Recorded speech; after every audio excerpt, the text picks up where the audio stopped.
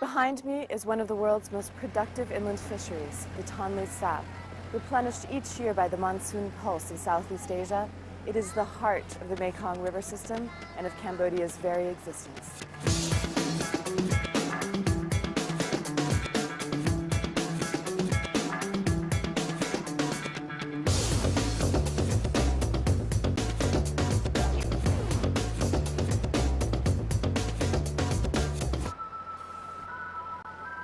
I rented this boat. It usually holds 10 people, but I rented the whole boat. $1 equals 4,025 reals, so that's about $15 for the whole day for all the seats.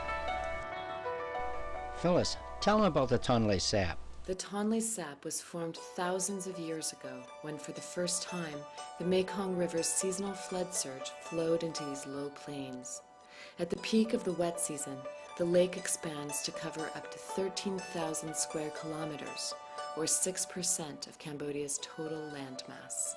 Well, the Tonle Sap's a really strange lake because in the dry season it's only about 3,000 square kilometers in size, which is still pretty big. And the river at the base of it flows out and down to the sea, which is normal.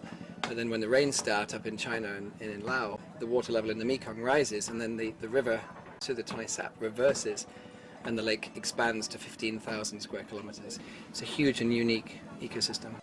Of the nearly 3 million people around the lake, about 1/3 live in floating villages. Those who cannot afford even a small floating home live on the shifting shoreline, moving with the water's ebb and flow. For the people of the lake, as for all Cambodians, fishing provides food security, and these fish are the children of the Tonle Sap. Thank you, Phyllis. Dan. They rely almost entirely on the lake, on the fish for their protein needs. There's very little. You may see a few people with a few pigs, and that's about it. But if the fishery is lost, then you would have immediate food security issues and a famine for the 3 million people in the floodplain. But the remaining people in Cambodia also rely on the fisheries. I mean, Cambodia has the highest per capita catch rate of any country in the world.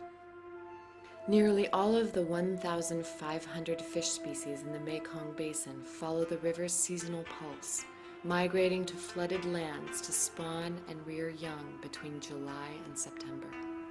It's all a very complicated ecosystem that has a sort of a strange double flow of the river and a rise and fall of the water levels.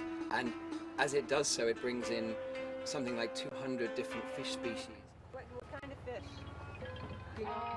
I don't know exactly what. You can hear this little boy in the background trying to get our attention. When Ara turned around to look, and she was saying, go away, in Cambodian. We turned around to look, and this is what she was talking about.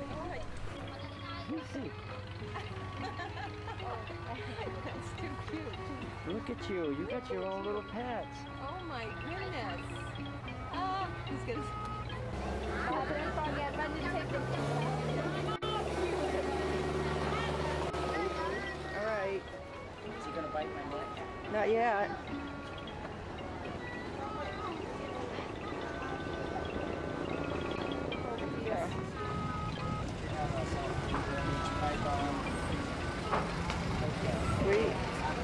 I was getting a little concerned about having a Burmese python around my neck any longer, so I decided to give it back to the little boy. And you'll hear him ask me for baht, which is payment for letting me hold a snake, and you'll see Ara hand me a handful of money that I just had exchanged.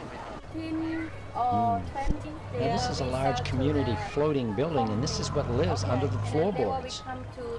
Man, this one's growling at me. Because, you know, long times ago, we have the crocodiles come out the farm to inside the water. Yeah.